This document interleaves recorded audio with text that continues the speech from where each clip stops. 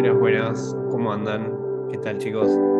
¿Todo tranquilo? Bueno, hoy vamos a hablar acerca de columna vertebral, vamos a estar charlando un poquito acerca de inervación e irrigación de dorso.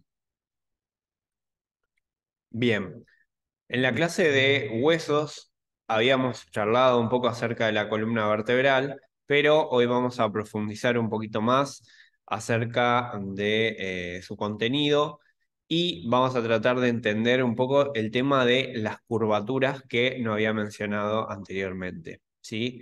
Vamos a ver que la columna vertebral va a presentar distintas curvaturas en un plano antero-posterior o sagital, por así decirlo, ¿sí?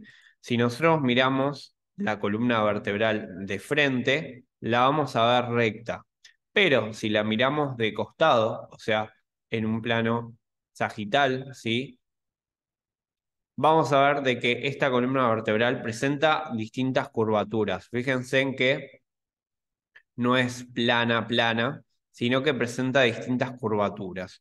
Bueno, estas curvaturas tienen sus propios nombres y las tienen que conocer, ¿sí?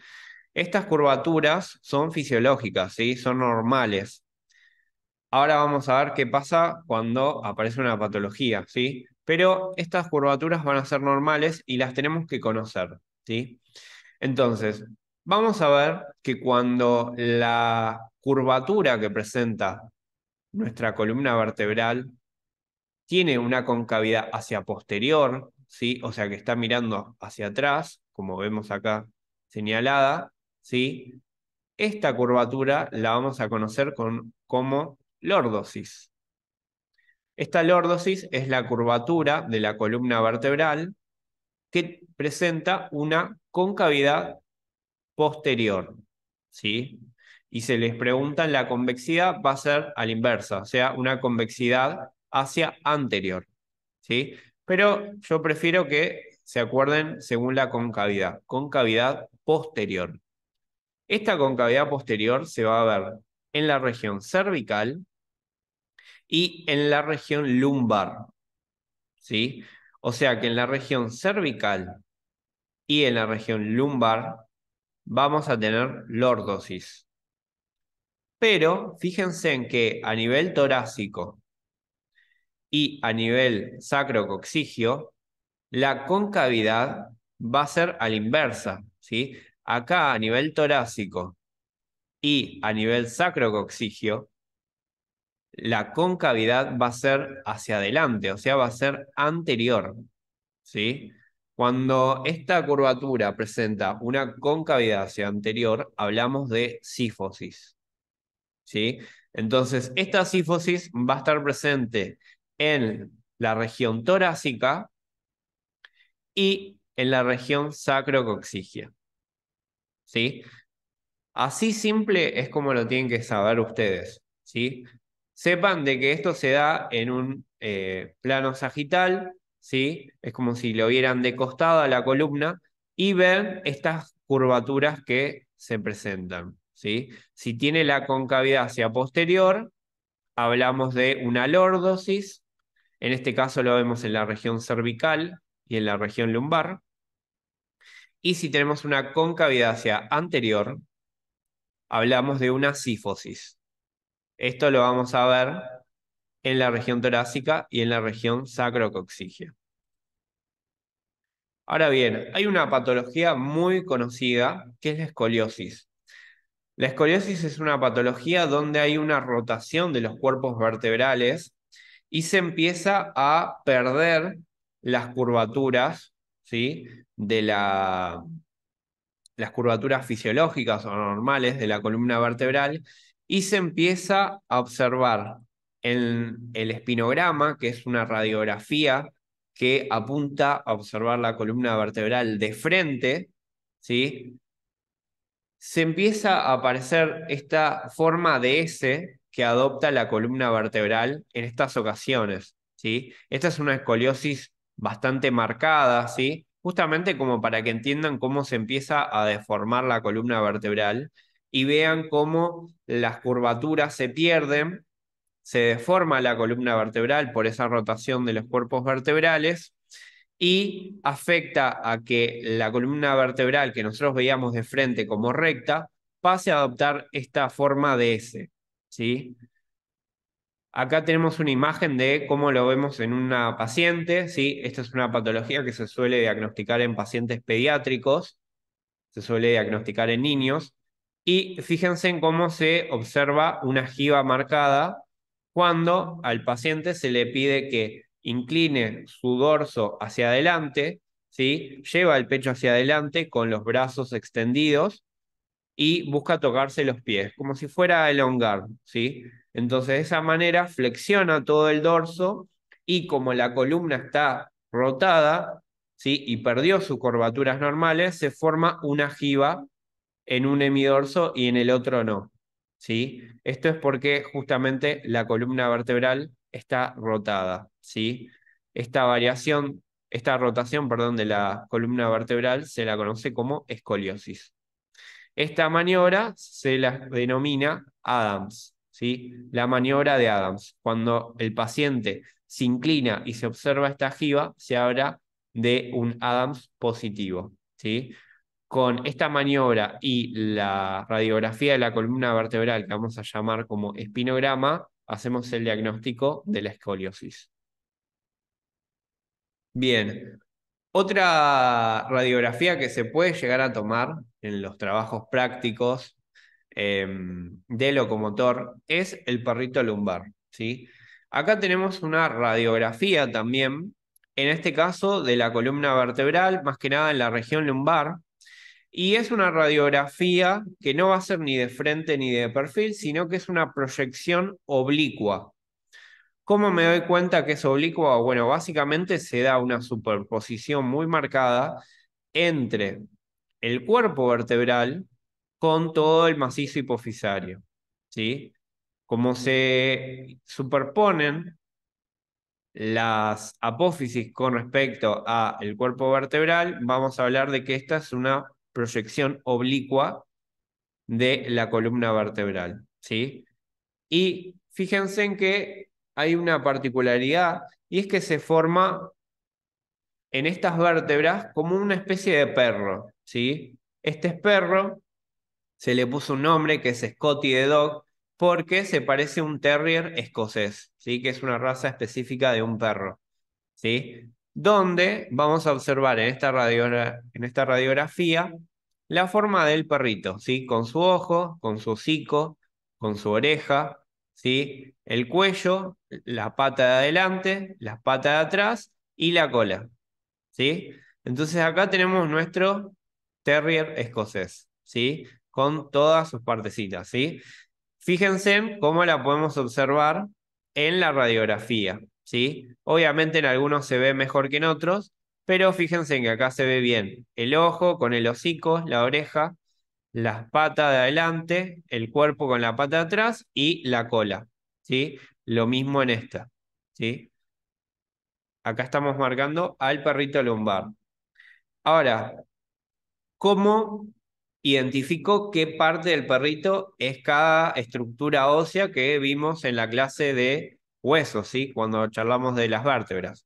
Bueno, el ojo del perrito corresponde al pedículo, ¿sí? Al pedículo de la vértebra. Luego tenemos al hocico, que corresponde a la apófisis transversa. Luego tenemos la oreja, que la oreja corresponde a la apófisis articular superior. Luego tenemos esta parte que corresponde al cuello del perro, que la conocemos como pars interarticularis o porción interarticular, ¿sí? Que es una porción que va a estar en el medio entre la apófisis articular superior y la apófisis articular inferior que va a formar las patas de adelante de nuestro perro, ¿sí? Luego tenemos las otras patas, que son las de atrás, ¿sí? Esta pata de atrás va a estar conformada por la apófisis articular inferior también, pero del otro lado, ¿sí? Siempre estamos hablando de la misma vértebra. Y luego, lo que sería la cola, va a estar conformada por la apófisis articular superior del otro lado. ¿sí? Entonces, repito, así se entiende. Acá tenemos nuestro perrito, ¿sí? Con todas sus porciones, ¿no? Entonces tenemos el ojo, corresponde al pedículo, el hocico corresponde a la apófisis transversa, la oreja corresponde a la apófisis articular superior, el cuello corresponde a la pars interarticulares o porción interarticular, la pata de adelante corresponde a la apófisis articular inferior, luego tenemos la pata de atrás que corresponde a la apófisis articular inferior también, pero del otro lado. Y luego tenemos a la cola de nuestro perro, que va a estar conformada por la apófisis articular superior del otro lado. Ahora, ¿por qué quiero yo saber esto? En qué me sirve? Bueno, hay una patología, ¿sí? Que se la conoce con el nombre de espondilolisis, perdón, que representa la fractura de la cuarta y la quinta vértebra lumbar, ¿sí? Justamente a nivel del cuello de nuestro perrito, ¿sí? Que corresponde a esa porción interarticular, ¿sí? Esa porción que está en el medio entre la apófisis articular superior e inferior, ¿sí?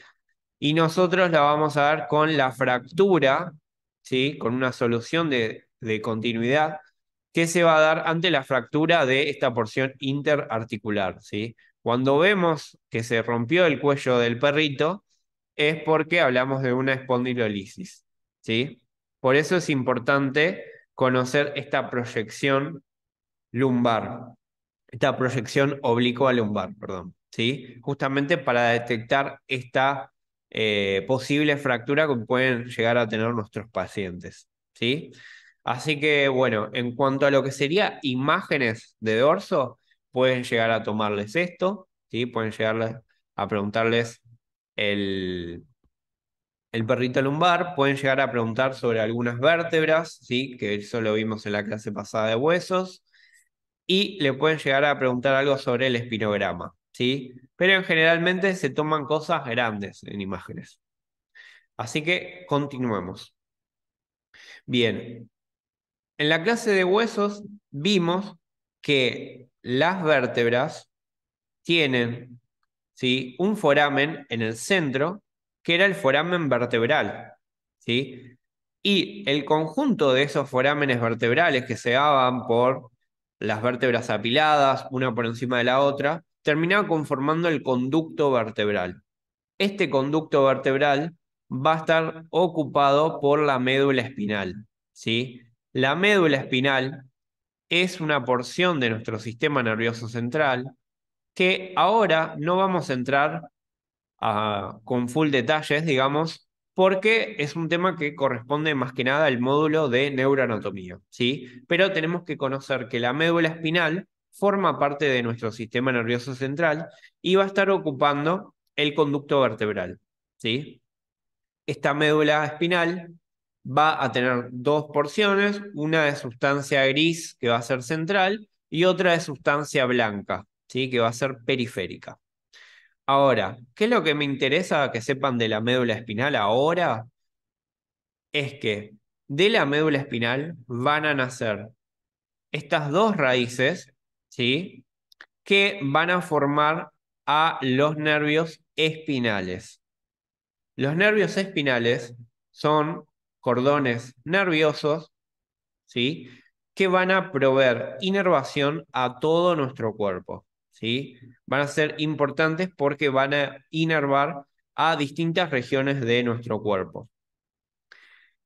Entonces, estos nervios espinales se van a originar de la médula espinal a partir de estas dos raíces.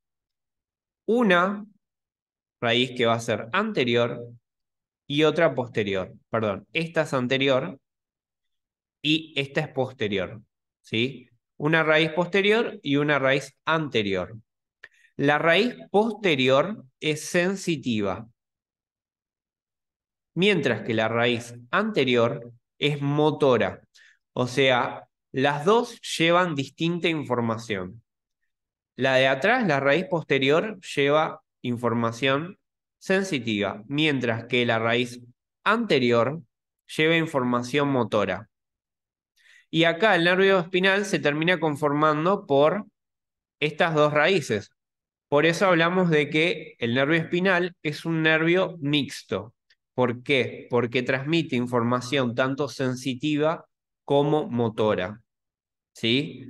Por eso decimos que los nervios espinales son nervios mixtos, llevan información sensitiva y motora. A su vez, los nervios espinales se dividen en dos ramos luego, ¿sí? Luego se terminan dividiendo en dos ramos, uno anterior y otro posterior.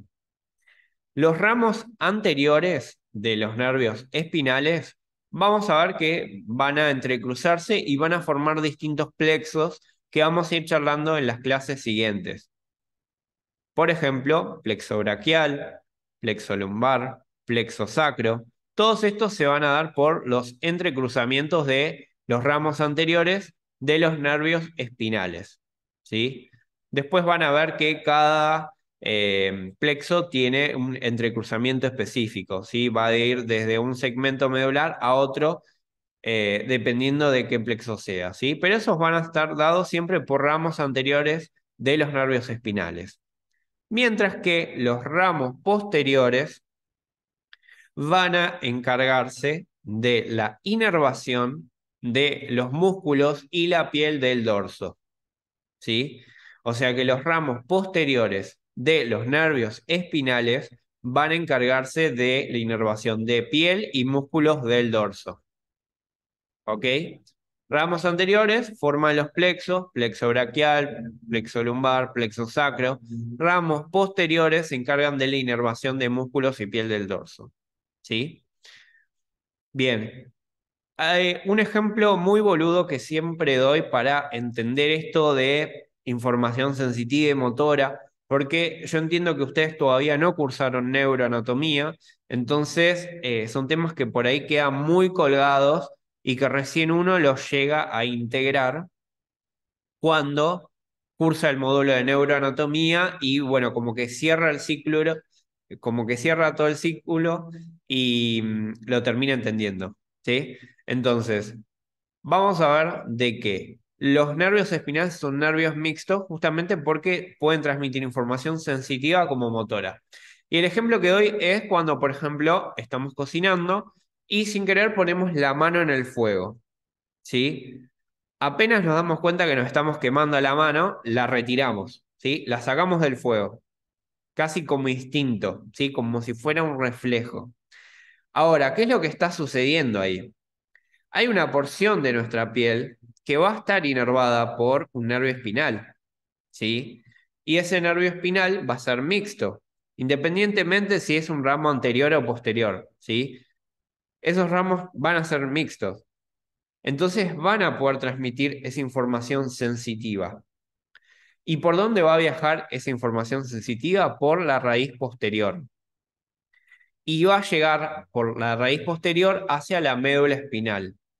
En la médula espinal, ya lo vamos a ver más adelante en neuro, se va a procesar esa información y se va a dar una respuesta.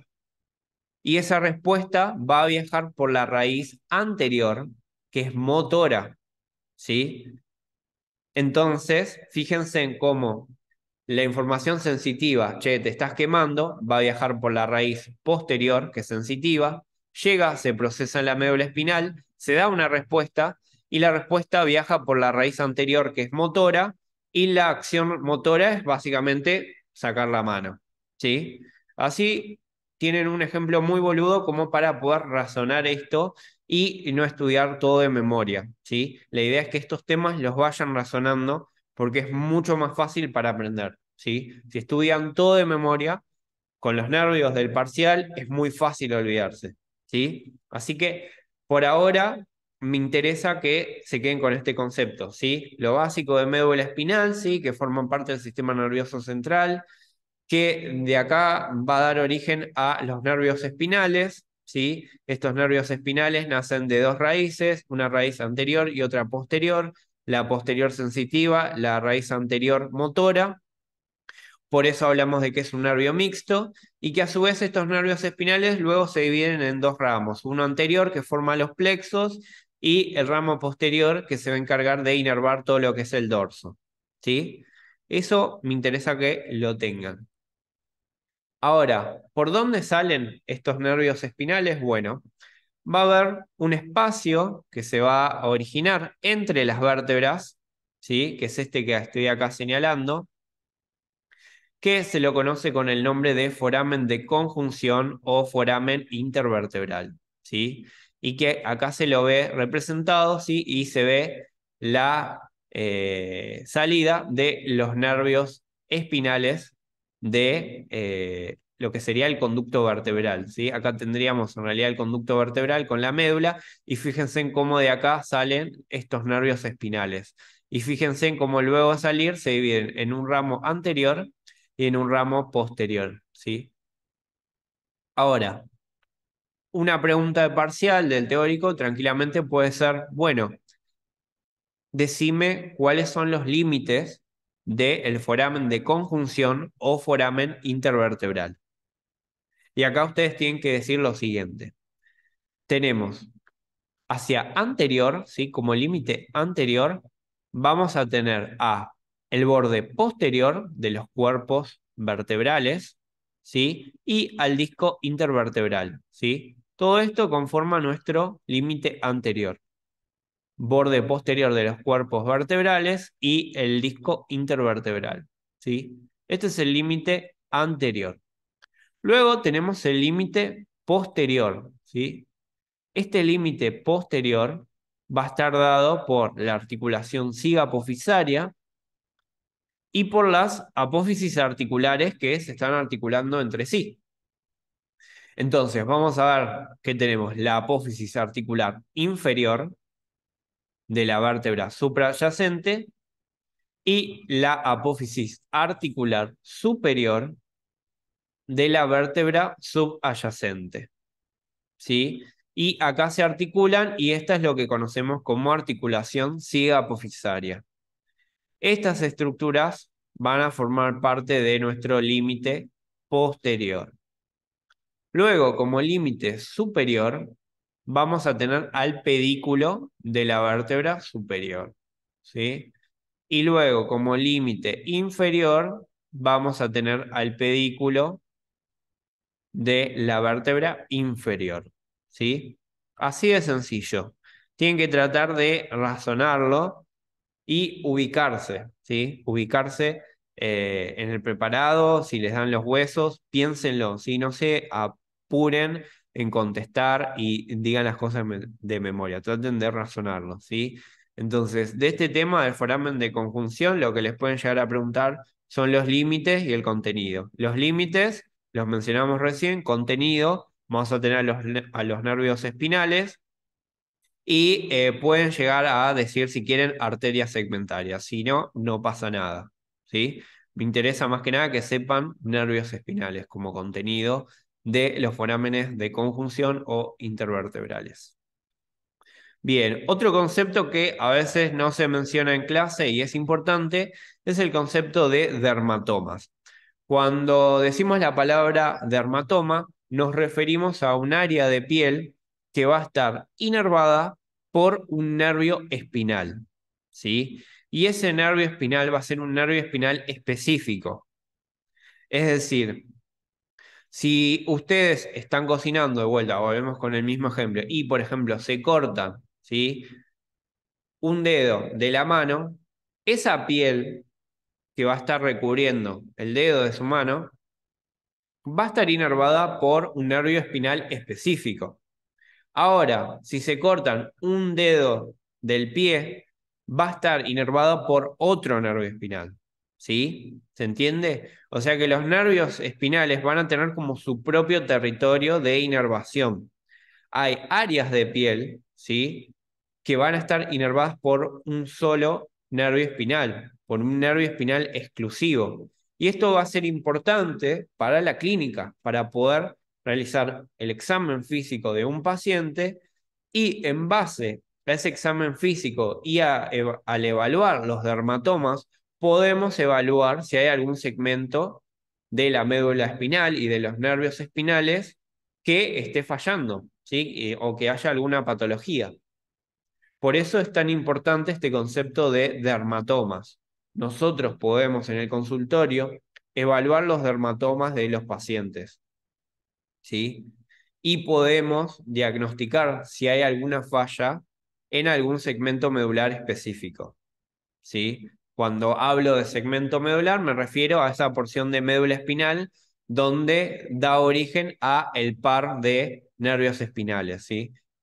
Recuerden que los nervios espinales nacen de ambos lados, por más de que no lo haya aclarado antes. Recuerden, los nervios espinales nacen a cada lado de la médula espinal, ¿sí? Bien. Ese es el concepto que quiero que se lleven de dermatomas. Área de piel que va a estar inervada por un nervio espinal, ¿sí?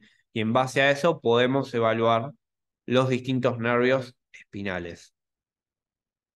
Bien, para cerrar un poquito de irrigación que a veces queda muy colgado y no se habla en la clase, ¿sí? Me interesa que charlemos un poquito de estas arterias y terminamos con el video, ¿sí? Primero, arteria vertebral, ¿sí? La arteria vertebral va a ser muy importante. Es una arteria que va a ser rama de la arteria subclavia, ¿sí? Acá tenemos a la arteria subclavia. Y fíjense que una de sus ramas, ¿sí? Va a ser la arteria vertebral. La arteria vertebral va a empezar a ascender y a partir de la sexta vértebra cervical va a introducirse en su foramen transverso, ¿sí? Y va a empezar a ascender por los forámenes transversos de las vértebras cervicales. ¿Hasta dónde? Hasta llegar al atlas, ¿sí? El atlas, que es la primera vértebra cervical. Fíjense que tenemos a la arteria vertebral que llega al atlas y se empieza a dirigir hacia posterior, forma un surco a nivel de lo que sería el arco posterior del atlas, forma un surco al apoyarse sobre el hueso y luego asciende hasta ingresar al cráneo, ¿sí? Hasta ingresar al cerebro. Va a ingresar al cerebro y lo va a terminar irrigando, ¿sí? La arteria vertebral va a ser importante para la irrigación de la parte posterior del cerebro. Todo lo que es el contenido, la irrigación, las ramas que va a ser en el cerebro es un tema de neuroanatomía, ¿sí? O sea que acá nadie se los va a preguntar. Pero sepan que claramente es una arteria muy importante, pues si está irrigando al cerebro que tiene una alta demanda de flujo sanguíneo, piensen que es una arteria importante, ¿sí? Además de irrigar la parte posterior del cerebro, también irriga la médula espinal a nivel cervical y también va a irrigar a distintos músculos que van a estar ubicados en esta región cervical, ¿sí? O sea que si les dicen irrigación a nivel cervical, tienen que estar pensando en la arteria vertebral, ¿sí? Importante a nivel cervical. Ahora, ¿qué pasa con el resto? A nivel torácico, ¿sí? Vamos a tener a las arterias intercostales. Fíjense, acá tenemos a nuestra columna vertebral, fíjense que acá vemos representados los cuerpos vertebrales y anterior a los cuerpos vertebrales vamos a tener un vaso muy importante que es la aorta, ¿sí? La aorta a nivel del tórax la vamos a conocer como aorta torácica. Y de esta aorta torácica van a nacer un montón de ramas. Dentro de ellas van a nacer las arterias intercostales, ¿sí? Que son ramos que va a dar a cada lado de la columna vertebral y que va a estar en relación con las costillas. Estas arterias intercostales se van a ubicar entre las costillas en un espacio que no nos interesa ahora, lo van a ver mejor en esplagno, en el segundo módulo de la materia, pero este espacio intercostal va a albergar a estas arterias intercostales, ¿sí? Las arterias intercostales se van a dividir en dos ramos, una arteria intercostal propiamente dicha y una arteria que va a ser o mejor dicho, una rama espinodorsal, ¿sí? Que se va a encargar, por un lado, de irrigar a todo lo que es la médula espinal a nivel torácico, ¿sí? A partir de su rama espinal, y luego da otra rama, que es la rama dorsal, ¿sí? Esta rama dorsal es la que se va a encargar de irrigar músculos y piel del dorso a nivel torácico, ¿sí? Entonces, voy de vuelta y recapitulo, así les queda claro. Tenemos la aorta torácica. La aorta torácica da origen a un montón de arterias intercostales, ¿sí? Que van a ser pares y van a ir de cada lado, ¿sí? Son de a 8 a 9 pares, o sea que pueden ir desde 16 a 18 arterias intercostales. Las arterias intercostales se van a ubicar en un espacio entre las costillas, que lo conocemos como espacio intercostal, y se va a va a terminar originando dos arterias, una arteria intercostal propiamente dicha y una arteria dorsoespinal. Esta arteria dorsoespinal es la que se divide en dos: un ramo espinal que va a irrigar a la médula espinal y un ramo dorsal que va a terminar irrigando a los músculos y piel del dorso a nivel torácico. Algo muy similar va a pasar a nivel abdominal y pélvico, ¿sí? ¿Qué pasa? Nosotros acá tenemos otra imagen, que en este caso vemos al diafragma, que el diafragma, no tienen por qué saberlo ahora, pero va a separar la cavidad torácica hacia superior de la cavidad abdominopélvica hacia inferior. O sea, inferior al diafragma, que es este músculo que vemos acá, vamos a tener a la cavidad abdominopélvica, ¿sí? Y la aorta, que va anterior a los cuerpos vertebrales, como vimos acá, va a continuar su trayecto y va a seguir descendiendo, y cuando atraviesa el diafragma, pasa a llamarse aorta abdominal. Esta aorta abdominal va a dar un montón de ramas, que ya van a ver bien en esplagno. Dentro de ellas van a dar origen a las arterias lumbares. Las arterias lumbares van a ser 10 en total, 5 pares de cada lado, y vamos a ver de que estas también van a encargarse de irrigar a músculos y piel del dorso, pero en este caso a nivel lumbar, ¿sí? Y por último, vamos a ver que la aorta abdominal se bifurca en dos y se bifurca y da origen a las arterias ilíacas comunes.